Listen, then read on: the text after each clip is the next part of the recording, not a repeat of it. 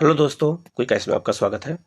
आज हम लोग ज्योग्राफी क्लास में ब्रह्मपुत्र नदी के बारे में चर्चा करेंगे, बिल्कुल मैप के थ्रू। और इससे पहले हमने गंगा नदी के बारे में बताया था और हिमालय से निकलने वाली नदियों की हम लोग चर्चा कर रहे हैं। और आज ये नदियों के से जुड़ा हुआ है दूसरी क्लास है और हम लोग गंगा के बाद ब्रह्मपुत्र नदी के डिटेल पढ़ेंगे, बिल्कुल मैप के थ्रू पर इसको समझेंगे, जिससे हमें इन नदी के बारे में समझ में आ जाए। क्योंकि नदी एक ऐसा चैप्टर है, चाहे भारत की हो और चाहे विश्व की नदियाँ हों, इनको जल्दी याद करना आसान नहीं होता, क्योंकि नदियाँ कंफ्यूज हो जाती है। जब तक हमारे दिमाग में मैप नहीं होता है तब तक हमें नदियाँ बिल्कुल याद नहीं होती हैं। तो आज हम लोग ब्रह्मपुत्र नदी के बारे में चर्चा करेंगे। अगर आप लोगों को हमारे टेलीग्राम चैनल को ज्वाइन करना है तो उसका लिंक इसी वीडियो के कमेंट में शेयर कर दूंगा। आप लोग वहाँ से ज्वाइन कर सकते हैं, डेली टेस्ट दे सकते हैं और आपको इस तरह के नोट्स भी वहाँ मिलते रहेंगे। इसके अलावा हमारे चैनल को सब्सक्राइब कर लीजिएगा, वीडियो को लाइक करिएगा और कमेंट जरूर करिएगा और बताइएगा कि जो है कैसा वीडियो लगा। और अगर कोई कमी हो, कोई क्वेश्चन पूछना हो तो आप कमेंट में पूछ सकते हैं, उसका जवाब आपको दिया जाएगा। हम लोग शुरू करते हैं क्लास। ब्रह्मपुत्र नदी कहाँ से निकलती है, कहाँ जाती है और कैसे ये बहती है और किन किन देशों में इसका अपवाह तंत्र है, पूरा पहले मैं मैप के थ्रू आपको बता दूंगा और फिर इसकी व्याख्या भी मैं एक बार पढ़ दूंगा तो आपको बिल्कुल याद हो जाएगा। याद रखिएगा कि ब्रह्मपुत्र नदी चीन में जो है कैलाश पर्वत श्रेणी है, वहीं पर चेमा युडुंग हिमनद स्थित है और वहीं पर मानसरोवर झील है। वहीं के पास से ये नदी निकलती है सांगपो के नाम से। याद रखिएगा, ब्रह्मपुत्र नदी तिब्बत अर्थात चीन में सांगपो के नाम से चेमा युडुंग नामक हिमनद से निकलती है और ये पूरब की ओर बहकर पहुंचती है अरुणाचल प्रदेश। और अरुणाचल प्रदेश में यहाँ पर एक पर्वत है, उसका नाम है नामचा बरवा पर्वत।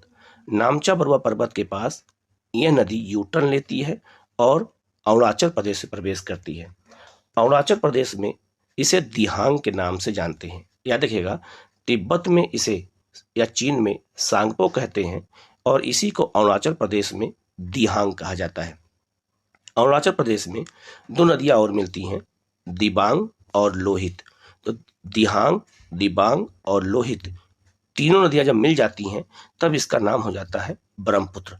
और ये पूरे असम में ब्रह्मपुत्र के नाम से बहती है और ये पहुंचती है कहाँ पर, यहाँ पर धुबरी एक जगह है, अभी आपको मैं दिखाता हूँ। तो धुबरी के पास यू टर्न लेती है और ये दक्षिण की ओर बहना शुरू करती है और बांग्लादेश से प्रवेश करती है। और उसमें तिस्ता नदी जब मिल जाती है ब्रह्मपुत्र नदी में तो ब्रह्मपुत्र नदी का नाम बांग्लादेश में हो जाता है जमुना। ठीक है, तो बांग्लादेश में इसे जमुना के नाम से जानते हैं और ये जमुना के नाम से आकर के गंगा नदी में मिल जाती है और गंगा का नाम पद्मा हो जाता है। और यही नदी पद्मा के नाम से आगे बढ़ती है, बाद में मेघना के नाम से सुंदरबन के डेल्टा में गिर जाती है।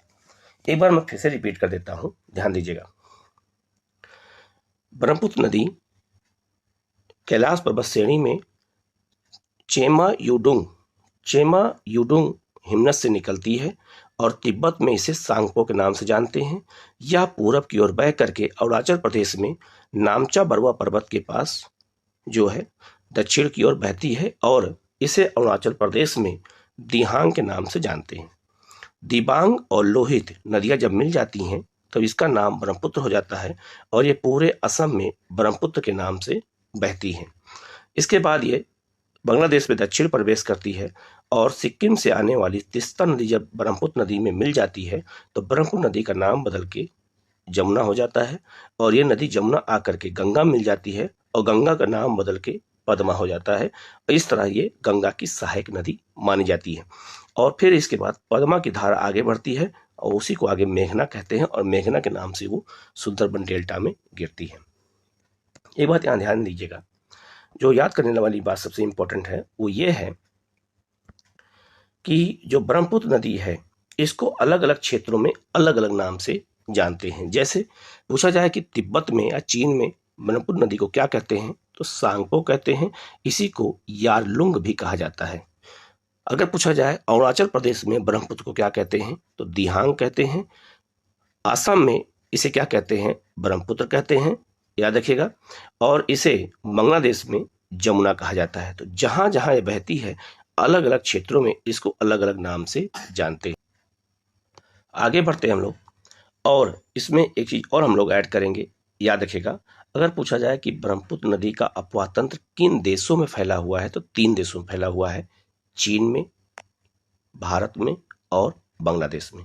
और इसको अलग अलग क्षेत्रों में अलग अलग नामों से जानते हैं। मैं एक बार फिर से बता देता हूँ।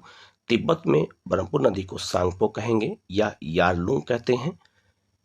अरुणाचल प्रदेश में दिहांग कहेंगे और ब्रह्मपुत्र कहते हैं आसाम में, और बांग्लादेश में कहते हैं जमुना के नाम से। अब हम इनकी सारी नदियों को अगर देखें तो ब्रह्मपुत्र नदी जब इंडिया में बहती है तो इसकी दिशा इस तरह से है, और जब दिशा ऐसे है तो नदी जिधर बहती है उधर की अगर हम अपना फेस रखते हैं तो ये जो नदी का ये वाला क्षेत्र है, ये नदी का दायां क्षेत्र कहलाएगा, ये दायां क्षेत्र हो गया, और ये नदी का बायां क्षेत्र कहलाएगा, बायां क्षेत्र, ठीक है, बाईं ओर कहलाएगा। अब हमें इसमें यह याद रखना है कि ब्रह्मपुत्र में कौन सी नदियां दाईं ओर से मिलती हैं, ये याद रखना है, और कौन कौन सी नदियां बाईं ओर से मिलती हैं, ये याद रखना है। यही आपसे एग्जाम में पूछा जाता है कि ब्रह्मपुत्र की कौन कौन सी नदियां ऐसी हैं जो दाईं ओर से मिलती है और कौन सी नदियां हैं बाईं ओर से मिलती हैं। इसको हम दूसरे मैप के थ्रू देखने का प्रयास करेंगे तो और अच्छे से समझ में आ जाएगा। यह है ब्रह्मपुत्र नदी के बारे में। ब्रह्मपुत्र की अगर सारी नदियों की बात करें तो याद रखिएगा, ब्रह्मपुत्र नदी की जो सारी नदी है उसमें एक नदी है आपकी लोहित और एक है दिबांग। तो दिबांग और लोहित नदी के मिलने से ही इसका नाम ब्रह्मपुत्र पड़ा। अब हम लोग ब्रह्मपुत्र नदी की सहायक नदियों की अगर हम बात करें तो ब्रह्मपुत्र नदी ये जो रेड कलर की दिख रही है ब्रह्मपुत्र नदी है, और ये धुबरी के पास से ही यू टर्न लेती है और बांग्लादेश में प्रवेश करती है, ठीक है। और जो ब्रह्मपुत्र नदी का ये वाला क्षेत्र है ये दायां क्षेत्र कहलाता है और ये बायां क्षेत्र कहलाता है। तो जो नदियां दाईं ओर से मिलेंगी वो दाईं सहायक नदियां हो जाएंगी, और जो बाईं ओर से मिलेंगी वो बाईं सहायक नदियां कहलाएंगी। अगर हम ब्रह्मपुत्र की दाईं सहायक नदियों की बात करें तो सबसे पहले नदी है सुबनसिरी, दूसरी है कामेंग, तीसरी है मानस, चौथी है संकोस, फिर इसके बाद है तिस्ता। ये नदियों का क्रम आपको याद रखना पड़ेगा। ये नदियां अगर हम कहें इसको वेस्ट मान लें और इसको ईस्ट मान लें तो यूपीएससी में कभी कभी नदियों का क्रम भी पूछा जा सकता है, एग्जाम में याद रखिएगा। दूसरा, तिस्ता कहाँ से निकलती है? सिक्किम से निकलती है, और रंजीत नदी और रंगपो नदी तिस्ता की सहायक नदियां हैं, बिल्कुल स्पष्ट यहाँ बताया गया है। ये है संकोस नदी, और मानस नदी है जहाँ पे मानस नेशनल पार्क स्थित है, इसी नदी घाटी से होकर बहती है। पक्के टाइगर रिजर्व और पकवी टाइगर रिजर्व ये कामेंग नदी के क्षेत्र में पड़ता है। ये भी एग्जाम में पूछा गया है कि किस नदी घाटी में वो पड़ता है, तो ये उसी क्षेत्र में पड़ता है, कामेंग नदी घाटी में। इसके बाद है सुबनसिरी नदी, और ये सब दाईं सहायक नदियां हैं ब्रह्मपुत्र की। अगर हम बाईं सहायक नदियों की बात करें तो उसमें कोपली है जो मेघालय से निकलती है, धनसिरी है नागालैंड से निकलती है, और यहाँ पर एक नदी है दीखू, दीखू भी एक नदी है यहाँ पर, और यहीं पर है जो है ये आपका दीखू है, और ये है आपका लोहित, और ये है दिबांग नदी। तो हम इस पे बात करेंगे लोहित नदी की। लोहित नदी को खूरी नदी भी कहते हैं, और यहीं पर एक पुल बनाया गया है जो असम को अरुणाचल प्रदेश से जोड़ता है, और उस पुल का नाम क्या है? देखो आप साफ साफ यहाँ लिखा हुआ है, ढोला सदिया पुल इसका पहले नाम था। इसे मोदी गवर्नमेंट ने नाम चेंज करके भूपेन हजारिया पुल रख दिया, क्योंकि भूपेन हजारिया जो है एक गायक थे और ये आसाम के रहने वाले थे, तो उनकी डेथ हो गई थी, और उन्हीं के नाम पर इसको 2017 में समर्पित कर दिया गया, और इसका नाम रख दिया गया भूपेन हजारिया पुल। और वर्तमान में यही भारत का सबसे लंबा पुल है, नदी पर स्थित है। इससे पहले बिहार में जो है गांधी पुल था जो पटना में है, उसको अब वो नहीं रह गया है, अब ये समय ये है भूपेन हजारिया पुल जो लोहित नदी पर स्थित है। अभी इसके आगे हम लोग बात करेंगे। इसके अलावा ब्रह्मपुत्र नदी पर एक माजुली द्वीप है, और ये माजुली द्वीप ये दिख रहा है, और ये माजुली द्वीप विश्व का नदी पर स्थित सबसे बड़ा द्वीप है, ठीक है, ये भी आपको याद रखना है। तो ये ब्रह्मपुत्र नदियों की कौन कौन सी नदियां हैं सब मैंने आपको मैप के थ्रू बता दिया है। आप इनको एक बार दो बार जब देखेंगे तो बिल्कुल याद हो जाएगा। व्याख्या पढ़ लेते हैं हम लोग। लिखा है ब्रह्मपुत्र नदी हिमालय के उत्तर में स्थित मानसरोवर झील के निकट, कांगयू झील के ठीक दक्षिण में स्थित कैलाश पर्वत की एक हिमानी आमसी ग्लेशियर, इसका नाम है चेमा युंगडुंग हिमनद से निकलती है। ये आपको याद रखना है, ठीक है, कहाँ से निकलती है। तिब्बत में यह सांगपो के नाम से जानी जाती है, ये भी मैंने आपको बता दिया है। इसके बाद यह नामचा वरवा को काटती हुई यह एक गहरे गाज का निर्माण करती है और सियांग और फिर दिहांग के नाम से यह भारत में प्रवेश करती है। तो अरुणाचल प्रदेश में इसको दिहांग के नाम से जानते हैं। आगे बढ़ते हैं हम लोग। ब्रह्मपुत्र नदी की कुल लंबाई कितनी है? 2900 किलोमीटर है, जिसमें 916 किलोमीटर की लंबाई भारत में पड़ती है। 916 किलोमीटर भारत में बहती है। ब्रह्मपुत्र की सारी नदियों की अगर हम बात करें तो सारी नदियां कौन कौन सी हैं? तो यह है दाई सारी नदियां और यह है बाई सारी नदियां। दाई सारी नदियों की बात करें तो सुबनसिरी है, कामेंग है, बेलासिरी है, मानस है, सनकोस है, तिस्ता है। ये सब एग्जाम में पूछा जाता है और ये छोटी छोटी नदियों को हमें याद रखना बहुत जरूरी है, क्योंकि अब एग्जाम में ऐसी नदियों के बारे में पूछते हैं जिनके बारे में आप कभी सुने भी ना हो। बाई सारी नदियों की बात करें हम लोग तो दिबांग है, लोहित है, दीखू है, धनसिरी है और कापली है। ये सब नदियां जो है किसकी सारी नदियां हैं? सब ब्रह्मपुत्र की सारी नदियां हैं और यही सब एग्जाम में पूछा जाता है आपसे। अरुणाचल प्रदेश में इसकी दो प्रमुख सहायक नदियां दिबांग और लोहित इसके बाएं किनारे पर आकर मिलती हैं और इसके बाद इस नदी का नाम ब्रह्मपुत्र पड़ जाता है, मैंने आपसे ऊपर बताया था। इसके बाद ये धुबरी और गोलपाड़ा के निकट ब्रह्मपुत्र बांग्लादेश से प्रवेश करती है। अब यह दक्षिण दिशा में बहती है और बांग्लादेश में ब्रह्मपुत्र का नाम जमुना हो जाता है, ये भी मैंने बता दिया। जमुना के दाहिनी ओर से तिस्ता नदी आकर मिलती है और जमुना आगे जाकर पद्मा गंगा मिल जाती है और पद्मा मेघना से मिलने के बाद मेघना नाम से बंगाल की खाड़ी में गिर जाती है, ये भी मैंने बता दिया, आपको बता चुका हूं मैं। इसके बाद है ब्रह्मपुत्र जो बेसिन है वो 4 देशों में उसे पड़ता है। बेसिन तो 4 देशों में, लेकिन नदी 3 देशों में बहती है, ये बात ध्यान देना।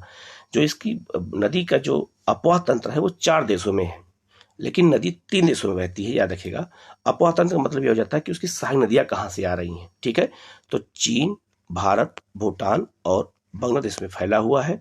बेसिन की बात हो रही है, याद रखिएगा। इस नदी का नाम चीन में सांगपो, अरुणाचल प्रदेश में दिहांग, असम में ब्रह्मपुत्र और बांग्लादेश में जमुना कहते हैं, मैंने ऊपर आपको बता दिया था। ब्रह्मपुत्र नदी की धारा के मध्य विश्व का सबसे बड़ा नदी द्वीप है, जिसका नाम माजुली द्वीप है। वर्तमान में नदी कटाव के कारण माजुली द्वीप का अस्तित्व खतरे में है, क्योंकि वो नदी लगातार पानी के बहाव से द्वीप कट रहा है। अच्छा, ब्रह्मपुत्र नदी पर राष्ट्रीय जल मार्ग 2 बनाया गया है, जो सदिया से धुबरी तक फैला हुआ है और यह ब्रह्मपुत्र नदी पर है। आपसे पूछा जाएगा कि भारत का राष्ट्रीय जल मार्ग नंबर 2 किस नदी पर है? तो यह ब्रह्मपुत्र नदी पर है। और कहां से कहां तक है? तो सदिया से धुबरी, यह है सदिया और यह है धुबरी। 891 किलोमीटर इस जलमार्ग की लंबाई है, आपको यह मैप के थ्रू बता दिया गया है। लोहित नदी की बात करें तो लोहित नदी को खूनी नदी के कहते हैं। लोहित नदी भारत के अरुणाचल प्रदेश और असम में बहने वाली एक नदी है। यह ब्रह्मपुत्र नदी की एक सहायक नदी है। भूपेन हजारिया सेतु यह ढोला सदिया सेतु भारत का सबसे लंबा सेतु है, जिसका उद्घाटन 26 मई 2017 को प्रधानमंत्री नरेंद्र मोदी द्वारा किया गया था। इसकी लंबाई कितनी है? 9.15 किलोमीटर इसकी लंबाई है और यह जो है किस नदी पर है? तो लोहित नदी पर बनाया गया है। इस पुल को एक बार हम लोग देख लेते हैं। ये पुल ये बना हुआ है, आप देख सकते हैं, ये लोहित नदी है और ये पुल जो है इतना लंबा पुल बनाया गया है। 9.15 किलोमीटर का ये पुल है, आप ये देख सकते हैं। ये इसकी इमेज आपको इसलिए दिखाई जा रही है जिससे आपको ये पता चले ये पुल कितना लंबा है। ये इसके अलावा इसका एक छोर अरुणाचल प्रदेश के ढोला कस्बे में और दूसरा छोर असम के तिनसुकिया जिले में सदिया कस्बे में स्थित है। इससे अरुणाचल प्रदेश और असम के बीच यातायात के समय में 4 घंटे की कमी आ गई है, ठीक है। तिस्ता नदी की बात कर लें तो यह ब्रह्मपुत्र की सहायक नदी है, जो सिक्किम से निकलती है और बांग्लादेश में ब्रह्मपुत्र से मिलती है और इसके मिलने से ही ब्रह्मपुत्र का नाम जमुना पड़ जाता है। तो ये हो गया आपका ब्रह्मपुत्र नदी के बारे में जो डिटेल था मैंने आपको बता दिया है और बिल्कुल मैप के थ्रू मैंने बताया है। और आप लोग इसको अच्छे से एक बार देख लीजिएगा, वीडियो को 1-2 बार जब देखेंगे और इसके बारे में आप जब इसका नोट्स बना के लिखेंगे तो आपको ये बिल्कुल याद हो जाएगा। और जब आप नोट्स बना के लिखेंगे तो आपको बेसिक चीज़ें, आपको जानकारी बिल्कुल हो जाएगी।